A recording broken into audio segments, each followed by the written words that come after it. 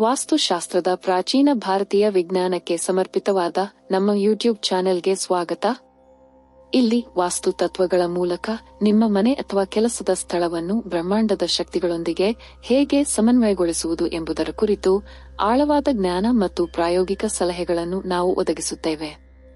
ನಮ್ಮ ವಿಡಿಯೋಗಳು ಮನೆಗಳು, ಕಚೇರಿಗಳು ಮತ್ತು ವಾಣಿಜ್ಯ ಸ್ಥಳಗಳಿಗೆ ವಾಸ್ತು ಜೊತೆಗೆ ವಾಸ್ತುವನ್ನು ಬಳಸಿಕೊಂಡು ಸಂಬಂಧಗಳು, ಆರೋಗ್ಯ ಮತ್ತು ಹಣಕಾಸು ಸುಧಾರಿಸುವ ಸಲಹೆಗಳಂತಹ ವಿಷಯಗಳ ಶ್ರೇಣಿಯನ್ನು ಒಳಗೊಳ್ಳುತ್ತವೆ. ಆದ್ದರಿಂದ ವಾಸ್ತು ಮತ್ತು ಅದರ ಬುದ್ಧಿವಂತಿಕೆಯ ಬಗ್ಗೆ ನಿಮ್ಮ ತಿಳುವಳಿಕೆಯನ್ನು ಆಳಗೊಳಿಸಲು ನೀವು ಆಸಕ್ತಿ ಹೊಂದಿದ್ದರೆ ನಮ್ಮ ಚಾನೆಲ್ಗೆ ಸಬ್ಸ್ಕ್ರೈಬ್ ಮಾಡಿ ಮತ್ತು ಸಮಾನ ಮನಸ್ಕ ಅನ್ವೇಷಕರ ನಮ್ಮ ಸಮುದಾಯವನ್ನು ಸೇರಿಕೊಳ್ಳಿ. ಸಬ್ಸ್ಕ್ರೈಬ್ ಮಾಡುವ ಮೂಲಕ ನಮ್ಮ ಇತ್ತೀಚಿನ ವಿಡಿಯೋಗಳ ಬಗ್ಗೆ ನಿಮಗೆ ತಿಳಿಸಲಾಗುತ್ತದೆ ಮತ್ತು ನಮ್ಮ ಯಾವುದೇ ಹೊಸ ವಿಷಯವನ್ನು ಕಳೆದುಕೊಳ್ಳುವುದಿಲ್ಲ. ಸಾಮರಸ್ಯದ ಜೀವನ ಮತ್ತು ಕೆಲಸದ ವಾತಾವರಣದ ಈ ಪ್ರಯಾಣದಲ್ಲಿ ನಮ್ಮೊಂದಿಗೆ ಸೇರಿಕೊಂಡಿದ್ದಕ್ಕಾಗಿ ಧನ್ಯವಾದಗಳು.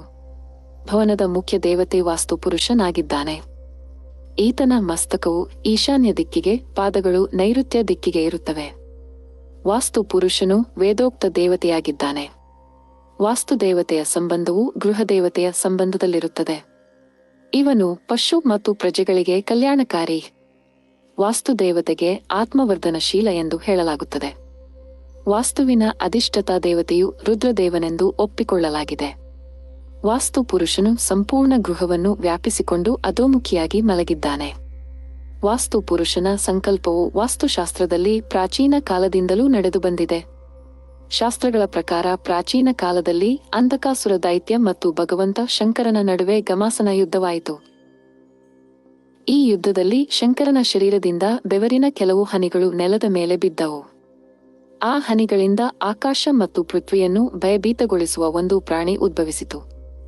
ಈ ಪ್ರಾಣಿಯು ಕೂಡಲೇ ದೇವತೆಗಳನ್ನು ಹಿಂಸಿಸಲು ಆರಂಭಿಸಿತು. ಆಗ ಎಲ್ಲಾ ದೇವತೆಗಳು ಅದನ್ನು ಹಿಡಿದು ಅದರ ಮುಖವನ್ನು ಕೆಳಮುಖವಾಗಿಸಿ ಅದುಮಿದರು ಮತ್ತು ಅದನ್ನು ಶಾಂತಗೊಳಿಸಲು ಈ ರೀತಿ ವರ ನೀಡಿದರು: ಎಲ್ಲಾ ಶುಭ ಕಾರ್ಯಗಳಲ್ಲಿ ನಿನ್ನನ್ನು ಪೂಜಿಸುವಂತಾಗಲಿ. ದೇವತೆಗಳು ಆ ಪುರುಷನ ಮೇಲೆ ವಾಸಿಸಲು ಆರಂಭಿಸಿದರು.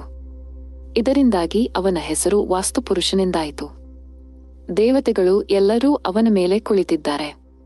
ಆದ್ದರಿಂದ ಎಲ್ಲಾ ಬುದ್ಧಿವಂತರು ಅವನ ಪೂಜೆಯನ್ನು ಮಾಡುತ್ತಾರೆ. ವಾಸ್ತು ಪುರುಷನ ಮಹತ್ವ. ಗೃಹ ನಿರ್ಮಾಣದಲ್ಲಿ ಪುರುಷನಿಗೆ ಬಹಳ ಮಹತ್ವ ನೀಡಲಾಗಿದೆ. ವಾಸ್ತು ಪುರುಷ ಒಬ್ಬನೇ ಆಗಿದ್ದಾನೆ. ಅವನನ್ನು ಗೃಹ ನಿರ್ಮಾಣದ ಯೋಜನೆಯಲ್ಲಿ ವಿಭಿನ್ನ ರೀತಿಯಲ್ಲಿ ಪರಿಕಲ್ಪನೆ ಮಾಡಿಕೊಳ್ಳಲಾಗುವುದು.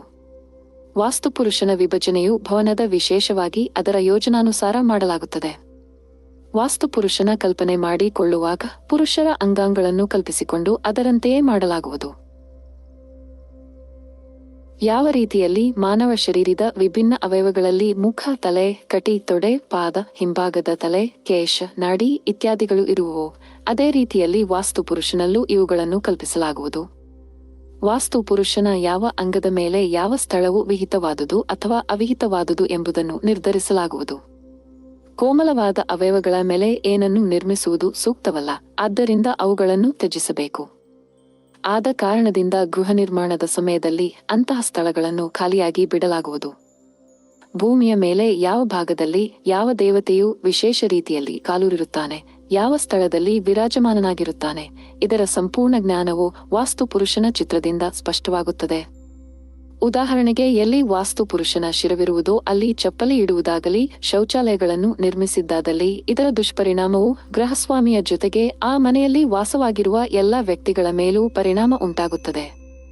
ಆ ಮನೆಯಲ್ಲಿ ಮಕ್ಕಳು ನಿಷ್ಠುರರಾಗಿರುತ್ತಾರೆ ಮತ್ತು ಪತಿ ಪತ್ನಿಯರಲ್ಲಿ ಅಪನಂಬಿಕೆ ಉಂಟಾಗುತ್ತದೆ.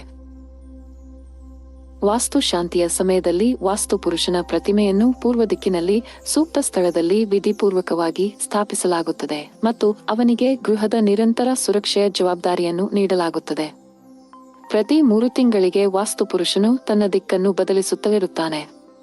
ವಾಸ್ತುಪುರುಷ ಯಾವಾಗಲೂ ದಿಕ್ಕನ್ನು ಬದಲಿಸುತ್ತಿರುತ್ತಾನೆ. ಜ್ಯೇಷ್ಠ, ಆಷಾಢ ಮತ್ತು ಶ್ರಾವಣ ಮಾಸಗಳಲ್ಲಿ ಅವನ ಶಿರವು ಉತ್ತರ ದಿಕ್ಕಿಗೆ, ಕಾಲುಗಳು ದಕ್ಷಿಣದೆಡೆಗೆ ಮತ್ತು ದೃಷ್ಟಿಯು ಉತ್ತರದೆಡೆಗೆ ಇರುತ್ತದೆ. ಭಾದ್ರಪದ, ಆಶ್ವಯುಜ ಮತ್ತು ಕಾರ್ತಿಕ ಮಾಸಗಳಲ್ಲಿ ಮಸ್ತಕವು ಪೂರ್ವ ದಿಕ್ಕಿಗೆ, ಕಾಲುಗಳು ಪಶ್ಚಿಮದ ಕಡೆಗೆ ಮತ್ತು ದೃಷ್ಟಿಯು ದಕ್ಷಿಣದ ಕಡೆಗಿರುತ್ತದೆ.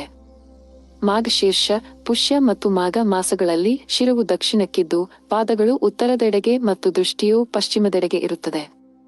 ಈ ರೀತಿಯಲ್ಲಿ ಪ್ರತಿ 3 ತಿಂಗಳಿಗೆ ವಾಸ್ತುಪುರುಷನು ತನ್ನ ದಿಕ್ಕನ್ನು ಬದಲಿಸುತ್ತಾ ಇರುತ್ತಾನೆ. ಏನೇ ಆದರೂ ಅವನು ದೇವಲೋಕದಿಂದ ಮನುಷ್ಯಲೋಕಕ್ಕೆ ಬಂದಾಗ ಅವನ ಮಸ್ತಕವು ಈಶಾನ್ಯದೆಡೆಗೆ ಮತ್ತು ಪಾದಗಳು ನೈಋತ್ಯದೆಡೆಗೆ ಇದ್ದವು. ಇಂತಹ ಹೆಚ್ಚಿನ ವಿಡಿಯೋಗಳಿಗಾಗಿ ನಮ್ಮ ಚಾನೆಲ್ ಅನ್ನು ಸಬ್ಸ್ಕ್ರೈಬ್ ಮಾಡಿ. ಅದೇ ಭೂಮಿಯ ಮೇಲೆ ಮನೆಯನ್ನು ನಿರ್ಮಿಸುವ ಮೊದಲು ಆ ಭೂಮಿಯನ್ನು ಪರೀಕ್ಷಿಸಿ ಪರಿವೀಕ್ಷಣೆ ಮಾಡಬೇಕು. ಭೂಮಿಯ ಎಲ್ಲಾ ರೀತಿಯಲ್ಲೂ ಶುಭಕರವಾಗಿದೆ ಎಂದು ಖಚಿತಗೊಂಡ ಮೇಲೆ ಮನೆ ನಿರ್ಮಿಸಲು ಆರಂಭಿಸಬೇಕು. ಹಾಗೇನಾದರೂ ದೋಷ ಕಂಡುಬಂದಲ್ಲಿ ಅದನ್ನು ವಾಸ್ತುಶಾಸ್ತ್ರದ ಸಿದ್ಧಾಂತಾನುಸಾರ ಸರಿಪಡಿಸಿಕೊಳ್ಳಬೇಕು.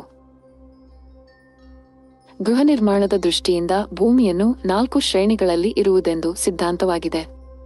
ಪ್ರಥಮ ಶ್ರೇಣಿಯ ಭೂಮಿ, ಈಶಾನ್ಯ ಕೋನದಲ್ಲಿ ವಿಸ್ತಾರವಾಗಿರುವ ಭೂಮಿಯನ್ನು ಪ್ರಥಮ ಶ್ರೇಣಿಯ ಭೂಮಿ ಎಂದು ನಿರ್ಧರಿಸಲಾಗಿದೆ. 4 ದಿಕ್ಕಿನಲ್ಲಿ ಮಾರ್ಗದ ಹಾದಿ ಇದ್ದು ಅದರಲ್ಲಿ ಪೂರ್ವ ಮತ್ತು ಉತ್ತರ ದಿಕ್ಕಿನ ಮಾರ್ಗಗಳು ದಕ್ಷಿಣ ಮತ್ತು ಪಶ್ಚಿಮ ದಿಕ್ಕಿನ ಮಾರ್ಗಕ್ಕಿಂತ ಕೆಳಮಟ್ಟದಲ್ಲಿರಬೇಕು. ಆ ರೀತಿಯ ಭೂಮಿಯಲ್ಲಿ ಪೂರ್ವ ಮತ್ತು ಉತ್ತರ ಭಾಗದಲ್ಲಿ ನಿರ್ಮಾಣ ಕಾರ್ಯ ಕೆಳಮಟ್ಟದಲ್ಲಿರಬೇಕು. ಭೂಮಿಯಲ್ಲಿ ಪೂರ್ವ, ಪಶ್ಚಿಮ ಮತ್ತು ಉತ್ತರ ದಿಕ್ಕುಗಳಲ್ಲಿ ಹಾದಿಗಳಿದ್ದರೆ ಪಶ್ಚಿಮ ದಿಕ್ಕಿನ ಮಾರ್ಗವು ಬೇರೆಯದಕ್ಕಿಂತ ಎತ್ತರದಲ್ಲಿರಬೇಕು. ಭೂಮಿಯ ಪೂರ್ವ ಮತ್ತು ಉತ್ತರ ದಿಕ್ಕುಗಳಲ್ಲಿ ಹಾದಿಗಳಿದ್ದರೆ ಪಶ್ಚಿಮ ದಿಕ್ಕಿನ ಮಾರ್ಗಕ್ಕಿಂತ ಕೆಳಮಟ್ಟದಲ್ಲಿರಬೇಕು. ಭೂಮಿಯ ಪೂರ್ವ ಮತ್ತು ಉತ್ತರ ದಿಕ್ಕುಗಳು ಇಳಿಜಾರಿನಂತಿದ್ದು ಮತ್ತು ಪಶ್ಚಿಮ ಮತ್ತು ದಕ್ಷಿಣ ದಿಕ್ಕುಗಳಲ್ಲಿ ನಿರ್ಮಾಣ ಕಾರ್ಯವು ಎತ್ತರದಲ್ಲಿದ್ದರೆ ಅರ್ಥಾತ್ ಈ 2 ದಿಕ್ಕುಗಳು ಎತ್ತರವೆಂದೇ ಹೇಳಲಾಗುತ್ತದೆ. ಇದು ಸರ್ವದಾ ಶುಭಕರ. ದ್ವಿತೀಯ ಶ್ರೇಣಿಯ ಭೂಮಿ, ಯಾವ ಭೂಮಿಯು ಪೂರ್ವ ಮತ್ತು ದಕ್ಷಿಣ ದಿಕ್ಕಿಗೆ ಮಾರ್ಗಗಳಿದ್ದು ಅದರಲ್ಲಿ ದಕ್ಷಿಣದ ಕಡೆ ಮಾರ್ಗವು ಕೆಳಬದಿಯಲ್ಲಿದ್ದರೆ ಅಂತಹ ಭೂಮಿಯನ್ನು ದ್ವಿತೀಯ ಶ್ರೇಣಿ ಎನ್ನಲಾಗುತ್ತದೆ. ಭೂಮಿಯು ಉತ್ತರ ಮತ್ತು ಪೂರ್ವ ದಿಕ್ಕುಗಳಲ್ಲಿ ಇಳಿಜಾರಾಗಿರಬೇಕು. ಹಾಗೇನಾದರೂ ಈ ದಿಕ್ಕುಗಳಲ್ಲಿ ಮಾರ್ಗವಿದ್ದಲ್ಲಿ ಪೂರ್ವ ದಿಕ್ಕಿನ ಮಾರ್ಗವು ಪಶ್ಚಿಮ ದಿಕ್ಕಿನ ಮಾರ್ಗಕ್ಕಿಂತ ಕೆಳಗಿನ ಭಾಗಕ್ಕಿರಬೇಕು. ಅದೇ ರೀತಿಯಲ್ಲಿ ಭೂಮಿಯ ಉತ್ತರ ಮತ್ತು ದಕ್ಷಿಣ ದಿಕ್ಕುಗಳ ಕಡೆಗೆ ಮಾರ್ಗವಿದ್ದಲ್ಲಿ ಉತ್ತರ ದಿಕ್ಕಿನ ಮಾರ್ಗವು ಕೆಳಗಿನ ಭಾಗಕ್ಕಿರಬೇಕು. ತೃತೀಯ ಶ್ರೇಣಿಯ ಭೂಮಿ, ಯಾವ ಭೂಮಿಯಲ್ಲಿ 3 ದಿಕ್ಕುಗಳಲ್ಲಿ ಮಾರ್ಗವಿದ್ದು ಅದರಲ್ಲಿ ಮನೆಯ ಪೂರ್ವ ಮತ್ತು ಉತ್ತರ ದಿಕ್ಕಿಗೆ ಎತ್ತರವಾಗಿದ್ದು ಪಶ್ಚಿಮದ ಅಥವಾ ದಕ್ಷಿಣದ ಮಾರ್ಗವು ಭೂಮಿಯಿಂದ ಕೆಳಭಾಗಕ್ಕಿರುವುದೋ ಅಂತಹ ಭೂಮಿಯನ್ನು ತೃತೀಯ ಶ್ರೇಣಿಯ ಭೂಮಿ ಎಂದು ಹೇಳಲಾಗಿದೆ. ಭೂಮಿಯ ಉತ್ತರ ಮತ್ತು ದಕ್ಷಿಣದ ಭಾಗಗಳಲ್ಲಿ ಮಾರ್ಗವಿದ್ದು ಅದರಲ್ಲಿ ದಕ್ಷಿಣದ ಮಾರ್ಗವು ಕೆಳಭಾಗದಲ್ಲಿದ್ದು ಪೂರ್ವ ದಿಕ್ಕಿನ ನಿರ್ಮಾಣವು ಎತ್ತರದ ಸ್ಥಳದಲ್ಲಿರಬೇಕು. ಜೊತೆಗೆ ಪಶ್ಚಿಮ ದಿಕ್ಕಿನ ಭಾಗವೇ ರಿಕ್ತವಾಗಿರಬೇಕು, ಖಾಲಿಯಾಗಿರಬೇಕು. ಭೂಮಿಯ ಪಶ್ಚಿಮ ದಿಕ್ಕಿಗೆ ಮೆಟ್ಟಿಲುಗಳಿರಬೇಕು. ಪೂರ್ವ ಮತ್ತು ದಕ್ಷಿಣ ದಿಕ್ಕುಗಳಲ್ಲಿ ಮಾರ್ಗವಿದ್ದಲ್ಲಿ ಪೂರ್ವದ ಮಾರ್ಗವು ದಕ್ಷಿಣದ ಮಾರ್ಗದವರೆಗೆ ಒಂದು ಮುಚ್ಚಿರಬೇಕು. ಆಗ ಪೂರ್ವ ದಿಕ್ಕಿನ ಮಾರ್ಗವು ಕೆಳಭಾಗದಲ್ಲಿರಬೇಕು. ಚತುರ್ಥ ಶ್ರೇಣಿಯ ಭೂಮಿ, ದಕ್ಷಿಣ ದಿಕ್ಕಿಗೆ ಮಾರ್ಗವಿರುವ ಭೂಮಿಯು ಕೆಳಭಾಗಕ್ಕಿದ್ದು ಪೂರ್ವ ಮತ್ತು ಉತ್ತರ ದಿಕ್ಕಿನ ಜಾಗವು ಖಾಲಿಯಾಗಿದ್ದರೆ ಅಂತಹ ಭೂಮಿಯನ್ನು ಚತುರ್ಥ ಶ್ರೇಣಿಯ ಭೂಮಿ ಎಂದು ಕರೆಯಲಾಗುತ್ತದೆ. ಇಷ್ಟೇ ಅಲ್ಲದೆ ಇಂತಹ ಭೂಮಿಯ ಪೂರ್ವ ಮತ್ತು ದಕ್ಷಿಣಗಳಲ್ಲಿ ಮಾರ್ಗಗಳಿದ್ದು ಅವರಲ್ಲಿ ಪೂರ್ವ ಮತ್ತು ಉತ್ತರ ದಿಕ್ಕುಗಳಲ್ಲಿ ಮನೆಯು ಎತ್ತರದಲ್ಲಿರಬೇಕಾಗುತ್ತದೆ. ಇಂತಹ ಹೆಚ್ಚಿನ ವಿಡಿಯೋಗಳಿಗಾಗಿ ನಮ್ಮ ಚಾನೆಲ್ ಅನ್ನು ಸಬ್ಸ್ಕ್ರೈಬ್ ಮಾಡಿ.